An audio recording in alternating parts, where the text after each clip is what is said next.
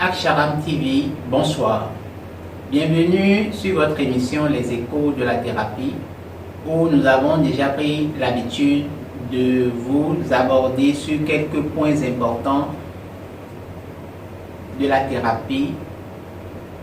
Ceci est encore une des émissions que nous vous proposons avec notre invité de tous les jours, Monsieur Maurice Awinde. Bonsoir.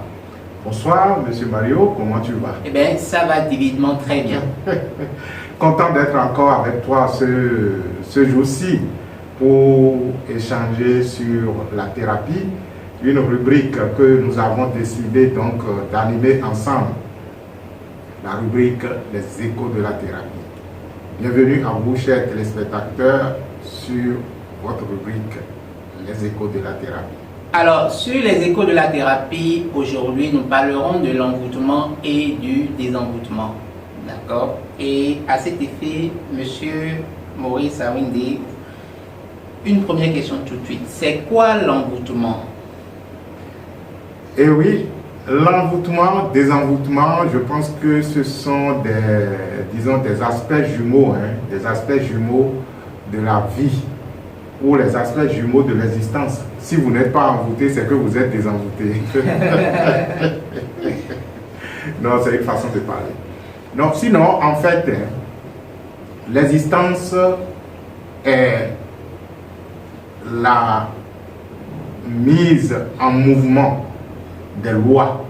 Et les lois viennent donc de ce que nous appelons les principes qui, en fait, déterminent la préexistence de la chose. Donc, la métaphysique dit que tout ce qui existe préexiste dans sa propre existence. C'est-à-dire qu'il y a, je dirais tout simplement, quelque chose qui est.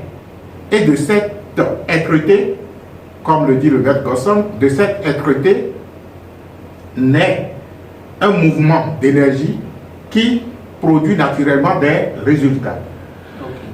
Le résultat peut être un envoûtement comme le résultat peut être un désenvoûtement. Un désenvoûtement que nous assimilerons, par exemple, à un état de pureté ou à un état donc, à un processus de purification qui conduit à un état de pureté. Donc, lorsque nous voulons définir l'envoûtement, on le définira tout simplement comme étant un sort que l'on a jeté à quelqu'un ou à quelque chose. Parce que ce n'est pas que les êtres humains qui peuvent être envoûtés. On peut envoûter un animal, on peut envoûter une maison, votre moto peut être envoûtée, votre véhicule peut être envoûté. Donc, ce n'est pas seulement orienté vers les êtres humains, mais c'est orienté avec tout ce qui existe. Donc, lorsque un sort vous est jeté et que vous assimilez le sort, c'est-à-dire que vous avez et vous recevez ce sort qu'on pourrait qualifier donc de mauvais, on dira que vous êtes envoûté. Mais la question à se poser, c'est comment se fait-il que le même sort peut être jeté à X qui l'accepte, oui, et le même sort est jeté à Y qui ne l'accepte pas. C'est là qu'intervient donc le problème de l'état de conscience du receveur. Parce que l'envoûtement, quelle que soit sa nature, ne peut pas être opérationnel et être absolu. Et c'est en cela que lorsque les principes et les lois tombent dans le domaine de la relativité, il appartient à chaque personne, en fonction donc de son niveau d'énergie, d'accepter ou de ne pas accepter. Donc un envoûtement se définit tout simplement comme un mauvais sort qu'on a jeté à quelque chose ou à une personne, mauvais sort jeté qui est naturellement assimilé par la personne ou la chose. Donc il y a je vais dire tout simplement deux mouvements en jeu. Le mouvement de sort qui est jeté et le mouvement donc d'acceptation qui conduit à une assimilation. Quand je dis assimilation, cela veut dire que votre énergie se mélange à l'énergie qui vous est envoyée comme étant mauvais sort, de telle sorte que vous devenez en fait le sort. Ce n'est plus vous qui agissez, mais c'est le sort qui agit à travers vous. On dira, il est envoûté, ou la chose est envoûtée. Voilà. Alors, je remarque que vous dites que lorsque la personne reçoit un sort, ça peut être un mauvais sort, oui, il est dans un cadre d'envoûtement. Alors, est-ce que tous les sorts qu'on peut envoyer sont d'ores et déjà des sorts négatifs? Expliquez-nous un peu, on veut comprendre. Oui, c'est ce que je disais au départ, pour dire que lorsque nous tombons dans le domaine de la relativité, il nous appartient à nous, en tant qu'individus, en tant qu'acteurs de notre propre existence, d'accepter, de valider ou non, je voudrais dire tout simplement de valider ou non, un sort qu'on vous a envoyé. Donc, l'envoûtement peut être, on se plaît quand on s'amuse entre nous pour dire je vais t'ensorceler, je vais t'envoûter. Mais l'envoûtement ou l'ensorcellement peut être positif. Okay. Ça peut être positif parce que lorsque vous avez par exemple votre enfant que vous voulez protéger, avec, disons, et que vous mettez en place un système de protection que vous lui envoyez et qu'il accepte, c'est aussi un envoûtement. C'est aussi un envoûtement parce que de toutes les façons, il y a quelque chose qui est préparé, qui lui est servi et il a accepté. Donc, que l'envoûtement soit négatif ou l'ensorcellement soit positif, c'est en fait le même processus. Le même processus qui est utilisé pour envoûter négativement, c'est le même processus qui sera utilisé pour désenvoûter. Parce que dès lors qu'on voudra donc désenvoûter la personne et qu'on rentre dans le processus, disons, on se met à utiliser la loi, c'est l'intention et les mots prononcés qui en fait font la différence. Donc, un envoûtement, on le conçoit comme un sort qui est préparé et jeté à quelqu'un ou à quelque chose. C'est ainsi que vous allez constater que lorsque une maison, par exemple, est envoûtée, vous pouvez ne pas avoir du sommeil dans la maison. Une maison peut être hantée juste parce que c'est envoûté. C'est-à-dire qu'on soulève une horde d'entités qu'on envoie habiter donc dans la maison. On dira que la maison est envoûtée. De la même façon, lorsque le sort est préparé et cela vous est envoyé, le sort est préparé et cela vous est envoyé, lorsque vous le recevez, c'est comme ça que vous n'habitez plus réellement votre corps. Mais c'est en fait le sort qui habite votre corps. C'est le sort qui habite votre corps. Okay. Alors, dites-nous, pourquoi l'envoûtement existe-t-il? Est-ce qu'il y a des lois ou des principes qui autorisent cet état de fait? Oui, l'envoûtement existe tout simplement parce que la nature est vibration. L'existence est vibratoire. De telle sorte que lorsque je suis à un niveau de conscience donné et que l'autre, où il faut d'abord admettre, ce qu'il faut clarifier d'abord, c'est que on estime en métaphysique, en spiritualité, que tout envoûtement est un auto-envoûtement. Tout envoûtement est un auto-envoûtement. Tout envoûtement est un auto-envoûtement parce que ce qui vous est envoyé, même si ce n'est pas une tierce personne, ne vous parviendra que lorsque cela se retrouve être en symbiose avec votre état de conscience. Lorsque cela trouve une corrélation avec votre état de conscience, les deux se marient. C'est pourquoi justement, on peut bien sûr jeter un mauvais sort à quelqu'un et cela ne lui parviendra pas. Ça ne lui parviendra pas parce que dans la logique de la fréquence vibratoire, la fréquence qui est préparée, qui est appelée sort, sillonne la zone et constate tout simplement qu'il n'y a personne qui s'appelle Is qui soit donc à cette fréquence-là pour être atteint. Donc, je suppose, ce n'est pas le cas, toi Mario, tu es dans un pays, moi je suis ici, oui. Je prépare mon sort d'envoûtement et je dis, ok, d'accord, ça c'est destiné à Mario, que cela aille vers lui. Et lorsque je l'envoie, ce qui est préparé est en fait un ensemble d'énergie qui vibre à une fréquence donnée. Et lorsque je l'envoie et que ça part d'ici pour se retrouver là-bas et que ça fouille à sa fréquence et ne te trouve pas, eh bien bon, il constatera tout simplement qu'il n'y a personne qui s'appelle Mario qui soit à cette fréquence.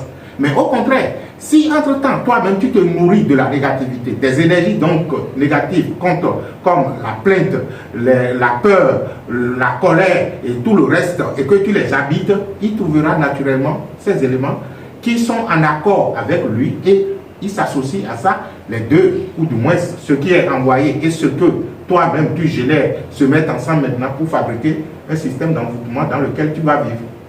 Intéressant ça. Alors dites-nous, est-ce qu'on peut dire que l'existence de l'envoûtement de cet acte d'envoûtement est associé aux trois lois de la magie. Les lois de la magie. Est-ce que c'est du fait des trois lois de la magie qui autorisent ce processus? Je pense qu'il faut une émission entière sur les lois de la magie ou chaque loi de la magie pour expliquer. Mais de toutes les façons, sans les lois de la magie, il n'y a aucun processus d'envoûtement ni de désenvoûtement. Parce que lorsque nous abordons la magie et qu'on nous enseigne les trois lois de la nature, vous comprenez tout simplement que les trois lois de la magie, je voudrais dire, vous comprenez tout simplement que en fait, tout est possible et que la distance n'existe pas. Parce qu'il y a une loi de la nature, par exemple, qui dit que tout ce qui a été en contact une fois continue toujours de l'être, même si le contact n'est plus là. Utilisant cette loi, il est normal que, même si vous quittez le village et que vous pensez que la tante du village n'a plus droit de regard sur vous, ou que vous soyez, elle est toujours en contact avec vous. Donc, de la même façon, lorsque votre enfant n'est plus avec vous, du point de vue physique, et il se retrouve dans un autre pays, vous pouvez toujours continuer donc à le bénir et à le désenvoûter parce que le contact qu'il avait avec vous continue toujours de l'être. Vous voyez? Donc, on ne peut pas, au-delà donc même de l'envoûtement et du désenvoûtement, rien de métaphysique, rien de spirituel n'est opérationnel sans la mise en pratique des lois de la magie. Super, super. Alors, dites-nous, Monsieur Maurice, à quel moment arrête-t-on à atteindre négativement une personne, envoyer un envoûtement négatif à une personne, c'est-à-dire que comment on peut arriver à atteindre une personne. Exactement. Comment arriver vraiment à envoûter négativement une personne? De toute façon, nous ne sommes pas en train de faire ici l'apologie donc de la négativité, l'apologie donc de l'envoûtement. Mais nous sommes en train d'expliquer le processus pour que les gens comprennent tout simplement que, comprenant comment ça fonctionne, on peut éviter. Ok, exactement. Parce que dès lors que vous ne comprenez pas comment les choses fonctionnent, vous ne pouvez pas les éviter. En fait, envoûter quelqu'un est aussi simple. Et ce qui est bizarre, vous allez constater qu'il est beaucoup plus facile de faire du mal que du bien. C'est-à-dire que envoûter une personne est beaucoup plus facile que désenvoûter quelqu'un. Désenvoûter quelqu'un devient tellement difficile qu'il faut travailler suffisamment avec la personne, avec aussi l'autorisation et l'engagement de la personne pour l'amener de l'état d'envoûtement à un état de désenvoûtement et à un état de purification. Ce qui fait que les êtres humains, de façon générale, vivent déjà dans une certaine négativité. Il suffit tout simplement de s'observer. Si vous vous observez, vous allez constater que pendant que nous sommes en train de parler maintenant, quelles sont les pensées qui vous traversent? Quelles sont les émotions que vous vivez? Les émotions de peur, de tricherie, les émotions donc de colère, de la haine, de la jalousie, de ci ou de ça. Votre ego est toujours en avant. Ça, on dira que c'est humain. Mais nous ne sommes pas des êtres, nous ne sommes pas des humains. Nous sommes d'abord un être avant d'être humain. Et lorsque nous oublions que nous sommes d'abord un être qui est d'essence spirituelle, qui est d'essence divine, et que nous pensons tout simplement que nous sommes des humains, il est normal que nous soyons donc habités par l'ego et que l'ego nous pousse à agir autrement qu'on ne devrait normalement agir. Et dès lors que vous êtes dans une tendance très égoïste qui en fait manifestement se traduit par la peur, la colère, la jalousie, la médisance, si ou ça que vous connaissez, si on veut résumer, tout ça se résume sous le vocable donc des 7 perversions du mental. Il est normal que lorsque quelqu'un décide de vous faire du mal et qui, utilisant les lois de la nature pour composer son sort et qu'il jette, le mauvais sort vous atteint tout simplement parce que vous êtes déjà en train de vous envoûter par vous-même. On est déjà en train de s'envoûter par soi lorsque on laisse un état de colère durer. Je pense qu'on avait fait une émission ici où je rappelais comment utiliser la colère pour pouvoir donc s'épanouir. La colère est naturelle, mais perdurer là-dedans, c'est ça qui est dangereux pour soi. Donc, lorsque mon état de colère ou mon état de médisance, mon état de jalousie, mon état donc de peur, de ci ou de ça, de peine, et d'apitoiement sur soi se prolonge et que quelqu'un mélange un sort ou quelqu'un, disons, compose un sort du point de vue énergétique et me l'envoie, cela peut m'atteindre facilement. C'est pourquoi on ne cessera jamais de dire, quand vous décidez, vous faites le choix de vivre, vivez. Vivre veut dire tout simplement que rien ne peut être au-delà de la vie qui m'habite au point où je perds la vie.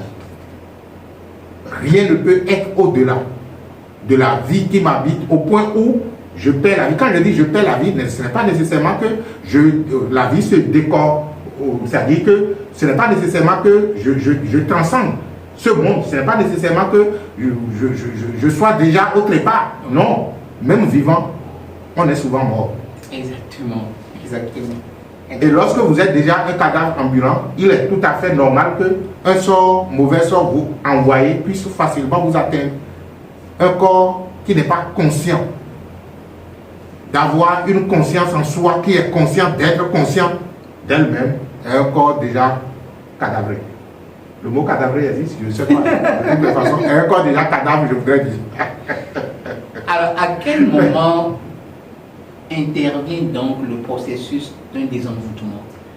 Le désenvoûtement intervient justement pour régler ce qui est déjà gâté. Je dis ce qui est déjà gâté parce que à partir du moment où je vis comme je ne devrais pas vivre, à partir du moment où des ondes négatives s'accolent à moi, c'est de ça qu'il s'agit, l'envoûtement. Donc c'est des ondes qu'on envoie dans l'espace qui s'accolent à vous parce que c'est destiné à vous. Mais si vous n'êtes pas de même acabit que ces ondes vont circuler et ne trouveront nulle part s'accoler. Et vous allez me demander, mais si on l'envoie et que ça ne s'accole pas à son destinataire, ça va où? Bien sûr. Je vais demander même, est-ce que ça ne va pas trouver quelqu'un qui se trouve en affinité, s'accoler avec? Non, justement.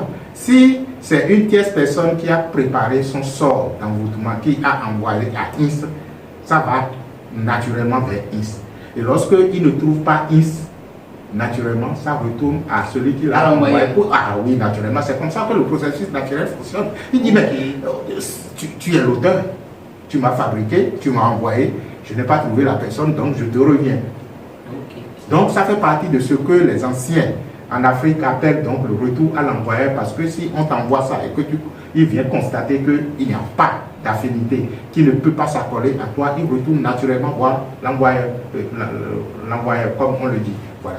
Donc, que cela vous atteigne ou pas, ça finira toujours par retourner. Et même si cela atteint le destinataire, lorsque ça finit de faire son travail, il retourne toujours à celui qui a fait le travail, disons, à préparer le sort pour dire, bon, l'autre a mangé, mais toi aussi, vois ce qui ça se passe. C'est pourquoi on dit généralement qu'il ne faut pas végéter dans le mal, parce que le mal que vous faites à autrui vous revient toujours assurément. Exactement. Donc, le processus de désenvoûtement intervient donc pour dire,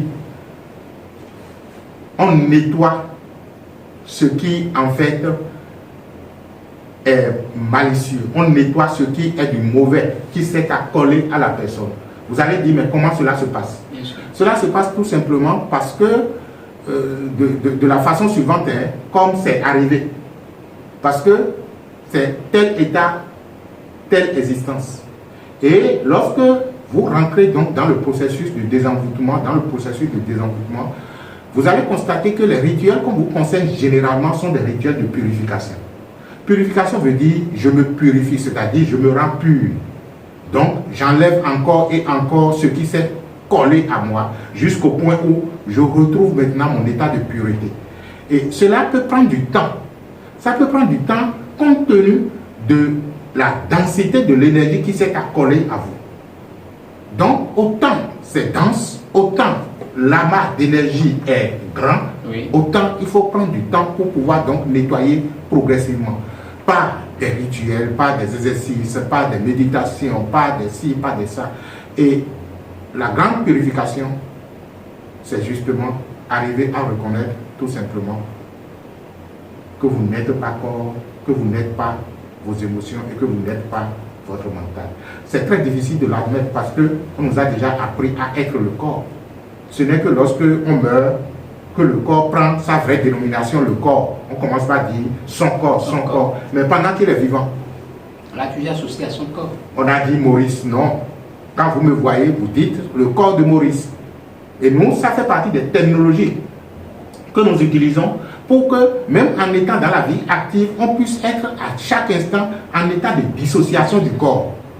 Je suis la vie qui habite le corps. Je suis la vie qui fait vivre le corps. Et à partir du moment où je sais que je suis la vie qui fait vivre le corps, la vie que je suis dans une certaine pureté, pas dans une certaine, dans sa pureté originelle, dans sa pureté transcendantale, peut donc agir sur le corps pour pouvoir donc le nettoyer. Le corps qui n'est qu'un amas d'énergie aussi, un amas de vibrations. Ce que vous voyez en fait physiquement comme ça n'est pas réel.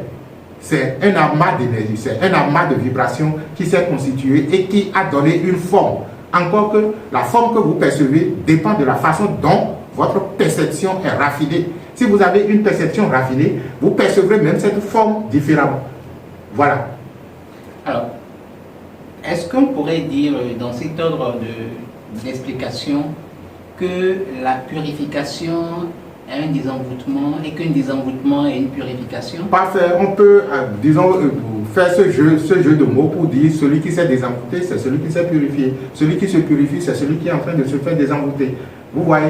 Donc, quelques techniques de purification, je pense que la rubrique les échos de la thérapie, on arrivera à un moment où nous allons nous baser sur des expériences que nous avons déjà, au-delà donc des pléthores d'exercices et de rituels que vous avez déjà dans les différents manuels du Maître Cosson. Oui. Nous allons, par nos propres expériences, donner quelques recettes. Et ce sera donc l'une des parties donc de la rubrique les échos de la thérapie. Oui. Nous allons donner quelques recettes qui ont fait leur preuve au niveau donc des gens que nous recevons et qui ont permis donc à ces personnes donc de se, disons, de s'épanouir. Et parlant donc du désenvoûtement, l'une des techniques les plus utilisées pour le désenvoûtement, c'est l'utilisation donc du feu souterrain. Le feu souterrain qui a reçu comme mission de fondre les choses et de pouvoir donc les recréer de façon perpétuelle. Donc, une technique par exemple de désenvoûtement très efficace, c'est de se fondre dans le feu souterrain et de se laisser créer et recréer par le feu souterrain. Alors, parlons rapidement de ça. Nous sommes sur les échos de la thérapie. Vous offrez des services de thérapie dans le sens du désenvoûtement. Comment ça se passe? Est-ce que quelle est la procédure pour souscrire à ce service? Non, en fait, la procédure est toute simple. La procédure est toute simple. C'est-à-dire que lorsque vous ressentez que vous avez envie de vous désenvoûter ou de vous purifier, vous pouvez souscrire au service. Et lorsque vous souscrivez au service, que ce soit présentiel ou à distance, nous travaillons avec les maîtres de l'intérieur, les maîtres de la thérapie, et on vous fait ressortir des techniques qui sont appropriées à votre cas. Parce que, en fait, tous les envoûtements ne sont pas les mêmes. Tous les désenvoûtements ne peuvent alors pas être les mêmes parce que nous ne drainons pas les mêmes énergies. Donc, en fonction de votre état, en fonction de la qualité d'envoûtement dont vous êtes objet, ou en fonction donc de votre état de pureté ou d'impureté, les maîtres du cercle de la thérapie vous proposent donc, disons, la voie idéale. Et quand nous parlons des maîtres du cercle de la thérapie, c'est en fait une hiérarchie de maîtres qui travaillent en accord avec votre maître intérieur. Et ce que nous appelons votre maître intérieur, c'est justement ce que je commence par appeler à nos patients l'espace de vérité en vous. L'espace de vérité en vous parce que tout être a cet espace de vérité qui est le Dieu en lui, si on veut être, disons, croyant. Lorsqu'on dit l'homme est créé à l'image et à la ressemblance de Dieu, il s'agit donc de cet espace de vérité qui est le divin en nous, qui, au-delà de tout, est l'omniscient, l'omniprésence en nous et l'omnipotence. De telle sorte qu'il connaît les causes de ce que nous vivons et est la même, disons, je vais dire, la même entité ou le même espace spirituel, pouvant donc nous proposer les causes, je vais dire, les solutions idéales. Connaissant les causes, cet espace, le divin en vous, peut vous proposer donc les solutions idéales pour aller à un état de pureté, à un état d'épanouissement beaucoup plus élevé. Donc, il n'y a pas de désenvoûtement type. Il n'y a pas de désenvoûtement type parce que les envoûtements ne sont pas du même acabit. Et c'est en fonction donc de ce que vous vivez que les maîtres vous proposent donc un processus ou une procédure de désenvoûtement. Vous pouvez par exemple utiliser, comme on l'utilise dans la tradition africaine, de l'hysope pour vous purifier. Vous pouvez utiliser d'autres plantes à vertu de purification, comme vous pouvez utiliser la bougie pour pouvoir donc retrouver la bougie à l'extérieur est juste un appel à la lumière intérieure. Donc à partir de la bougie extérieure, vous allez donc commencer par porter votre attention sur votre lumière intérieure qui, lorsque elle rayonne davantage, fait fondre tout agrégat d'énergie qui n'est pas en accord avec votre lumière intérieure pour que donc l'énergie puisse circuler. Donc voilà un peu quelques procédures de désenvoûtement. Je pense qu'on y reviendra de façon spécifique en donnant donc quelques techniques pour pouvoir permettre aux uns et aux autres de façon générale, en tout état en absence donc de toute infection astrale, décider donc de se purifier. L'une des façons par exemple de se purifier, c'est tout le temps lorsque vous voulez vous laver, que ce soit matin et soir, de consacrer l'eau d'abord avant de vous laver avec. Parce que de toutes les façons, il y a des envoûtements passifs. Ce que j'appelle envoûtement passif, c'est que vous passez toute une journée avec des gens dont vous ne maîtrisez pas les intentions, qui vous ont regardé autrement, qui ont pensé, disons, d'une certaine façon de vous et qui ont partagé même des énergies, des émotions, je voudrais dire, négatives avec vous. Quand vous voulez vous laver le soir, consacrez l'eau et faites-en votre bain. Ça permet donc de nettoyer parce que l'eau a cette capacité magique de pouvoir capter vos impressions une fois que vous lui donnez vos impressions. Parlez-nous un peu des étapes de la processus du service de désenvoûtement. Quelles sont les différentes étapes que vous suivez? Est-ce que vous identifiez, est-ce qu'il y a une étape pour identifier la cause du problème? Parlez-nous un peu du processus. Oui, justement, au fait, quel que soit le service que vous sollicitez chez nous, en fait, on estime que si on ne connaît pas la cause, on ne peut pas guérir durablement. Donc, lorsque vous demandez, par exemple, que vous voulez vous désenvoûter, il arrive des moments où les gens eux-mêmes identifient déjà les causes à travers des rêves. Nous avons reçu quelqu'un la fois passée qui, déjà dans son rêve, quand il nous a relaté les rêves, on sait déjà que c'est un envoûtement qui est venu d'une tierce personne. On s'est dit, ok, d'accord, si c'est ça, on va voir si c'est confirmé. Et quand on est allé sur le dossier, c'est véritablement que c'est celui à qui il pensait qu'il lui a fait le truc. Et qu'est-ce que les maîtres lui reprochent? Ils lui ont dit de retrouver un état d'humilité. Parce que c'est parce que son ego était très poussé qu'il a pris le coup. Donc, de retrouver un état d'humilité et donc de travailler sur lui pour pouvoir donc faire chose. Qu'est-ce qui s'est passé? Le monsieur est allé juste construire une maison pour sa maman au village et puis c'était chose. Vous allez dire, ah si c'est ça, est-ce qu'il fallait laisser ça dans la précarité? Non, ce n'est pas ça. C'est-à-dire que la façon dont il a opéré était genre, bon, je suis venu, c'est moi quoi. Venez me regarder. Voilà, venez me regarder. Et quand vous faites comme ça ne pardonne pas en Afrique, on vous fait ça.